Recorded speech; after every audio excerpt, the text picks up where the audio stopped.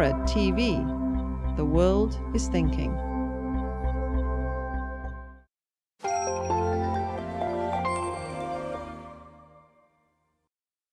Stuart Schulzke here in Copenhagen again with Bjørn Lomborg of the Copenhagen Business School and a couple of pretty influential books.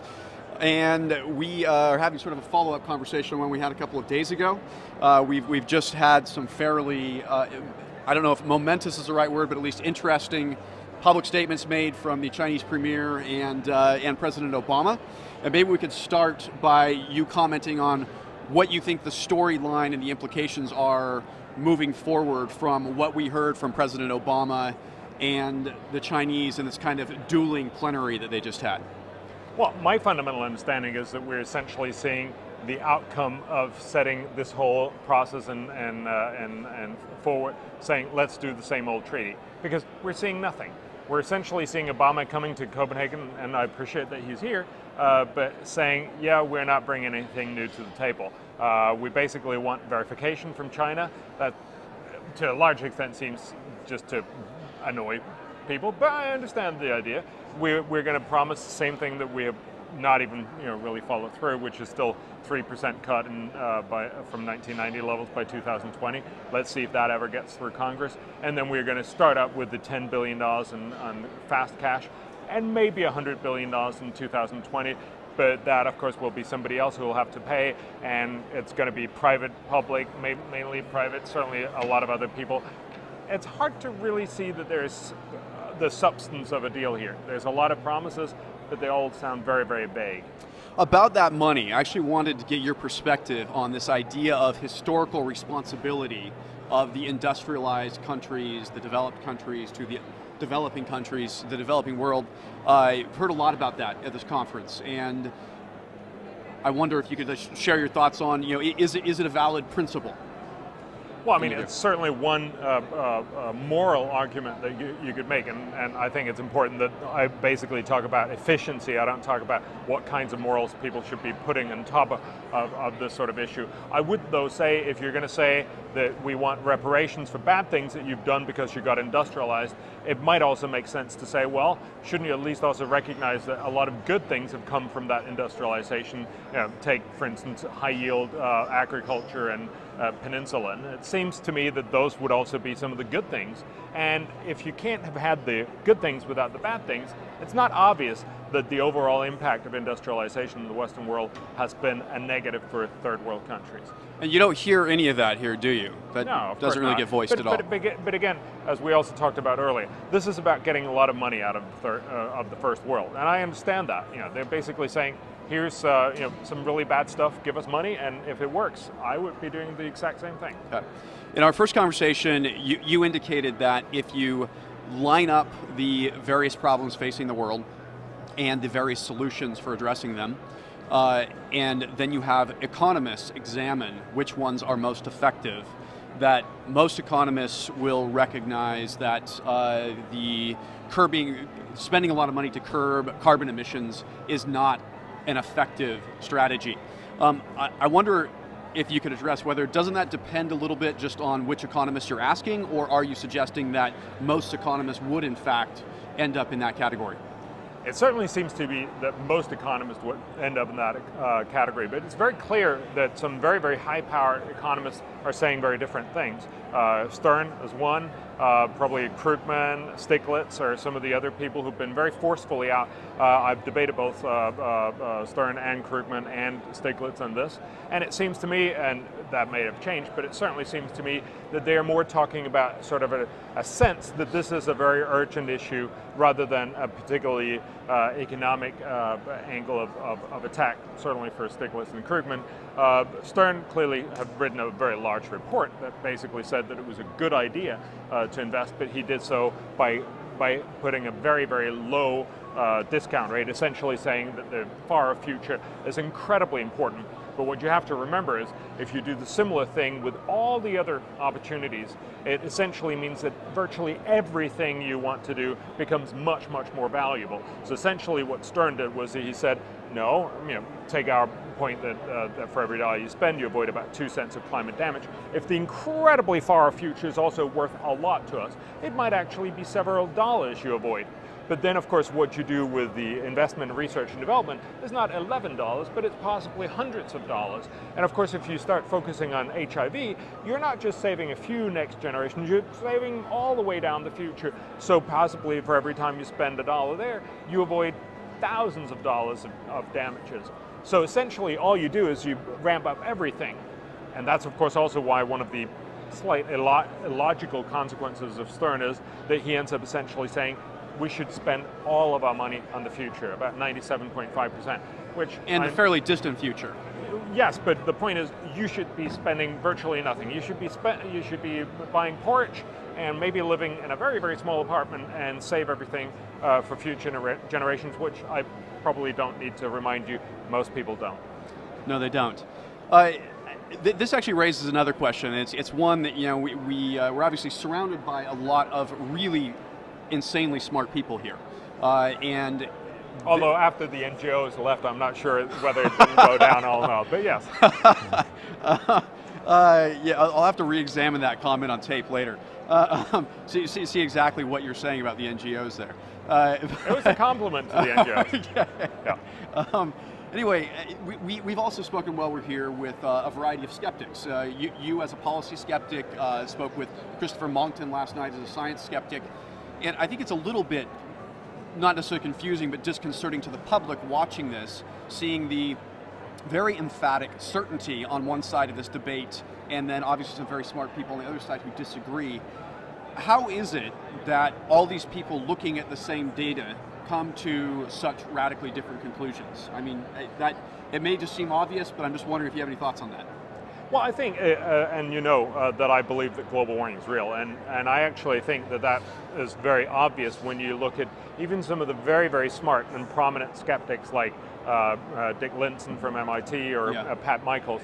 They both say, listen, more CO2 in the atmosphere, higher temperatures. It's actually a physical fact, and that's also what the vast number of people are saying. So the much more important discussion is really how much of a temperature rise. And if I understand Monckton right, he's also simply saying, well, it's in the very, very low end. Yes. And that's the discussion. It's not whether there's some impact from CO2, it's how much. Is it trivial or is it, you know, catastrophic? Right. And you probably find, you know, Lindzen and Pat Michaels on one end, and Jim Hansen and some other people, Al Gore on the other side, and the vast number of scientists in the middle, which is what the UN climate panel is telling us, that it's somewhere between 1.6 degrees and 3.8 degrees Celsius by the end of the century, which is a significant rise, but not the end of humankind.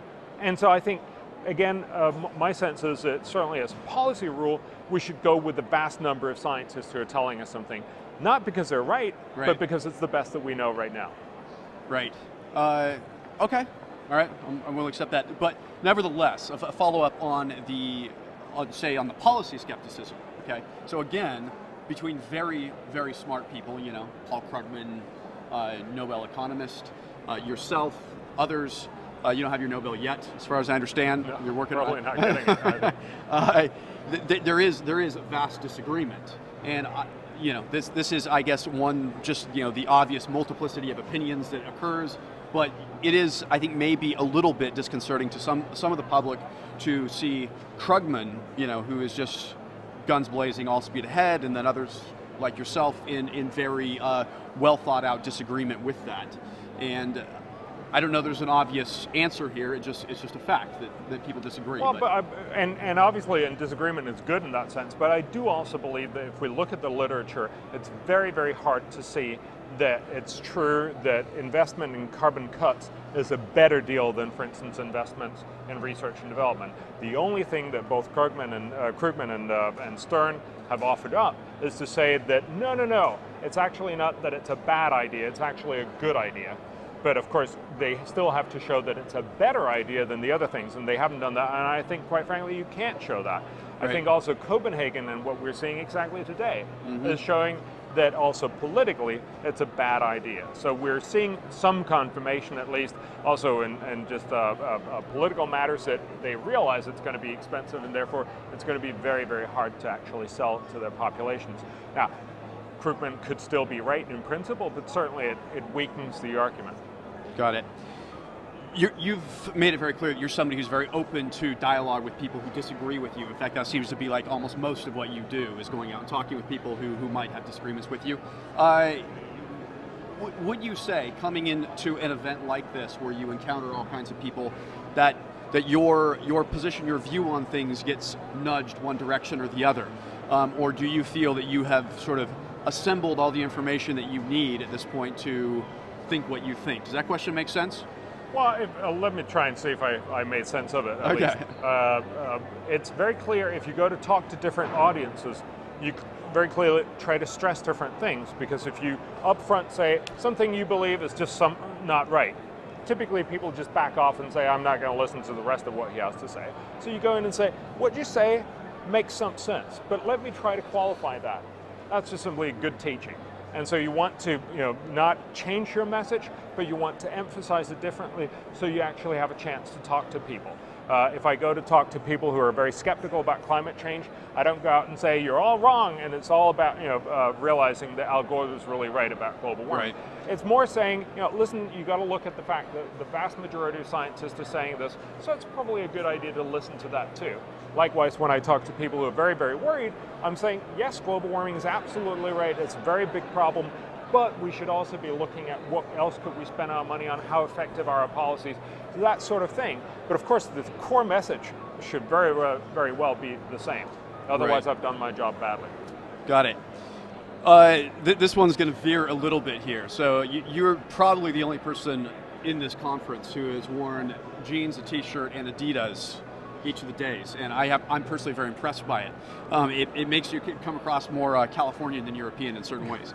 I'm wondering if this is like a reflection of your sort of pragmatic philosophy to things, or if it's just a matter of just comfort and stylistic preference.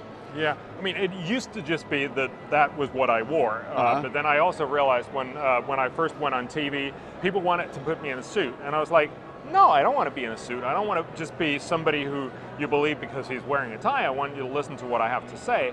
And also I want to be the person that I am when I teach at the university. That's what I wear. That's what I think is comfortable. Of course, now it's also become sort of a statement. Okay. But the funny thing is that I get that reaction almost to anyone, when I go to the White House or when I go somewhere else. You wear this to the White House? No, I actually iron my t-shirt when I go to the White House. It's very, very impressive. I hope if I go to the White House, I have the courage to wear what I would wear. But probably that's a suit, so you're fine. It might be, you're right. So moving toward this conclusion here, whatever it is, and we're hearing, little scraps that are sort of coming out suggesting that this could be going through Sunday now at this point. You said when we last talked that we were moving toward a beautifully worded document and a lot of empty promises, and that was the predictable and almost inevitable outcome. Is that pretty much still where it's going? It seems very likely to happen. It's a little unclear exactly how the beautiful wording is going to be. It seems likely that they will say we should move to 2 degrees centigrade. Beautiful Sure. promise, a little bit like saying we'd like to have good weather all the time. But there's just no way we're going to make it. $100 billion promise. It's a little unclear what exactly it's going to go for, but certainly it's totally unclear who's going to pay and where the money is going to come from, what proportion is going to be private, what is going to be public, and of course it's all going to be in future leaders, not the current leaders making Right. the deal. And then basically the agreement that there should be some sort of verification.